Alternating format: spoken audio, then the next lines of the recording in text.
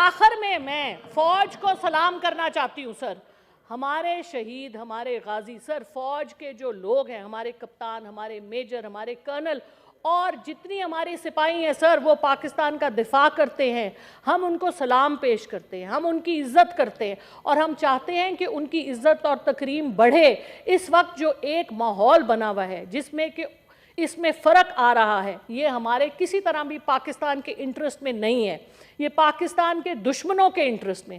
لیکن سر فوج، کیونکہ آرمی ایکٹ کے بعد فوج کے اوپر آپ ٹرائل نہیں کر سکتے سویلین کورٹس میں، تو ہمارا سوال ہے کہ فوج اپنے اندر جو کالی بھیڑیں ہیں جن کے نام کے اوپر فوج کی بدنامی ہو رہی ہے، ان کی پوری طرح سے ان کے ایسٹس کے اوپر سوال اٹھنے چاہیے، انویسٹیگیشنز ہونے چاہیے سر. کیونکہ ہم یہ برداشت نہیں کر سکتے کہ ہمارے بھائی جو اپنا خون بہاتے ہیں، ان کی فیملیز جو پوری زندگی اس مصیبت سے گزرتی ہیں، ان کو نہیں پتا دن کو سوئیں کہ رات کو سوئیں. ان کے بچے، ان کے بھائی، ان کے باپ ہمارے بارڈرز پہ کھڑے ہوتے ہیں. تو سر یہ سارا خون رائے گاں جائے گا صرف اس لیے کہ کچھ لوگ کمرے میں بیٹھ کے پاکستان کی ڈیلز کرتے ہیں؟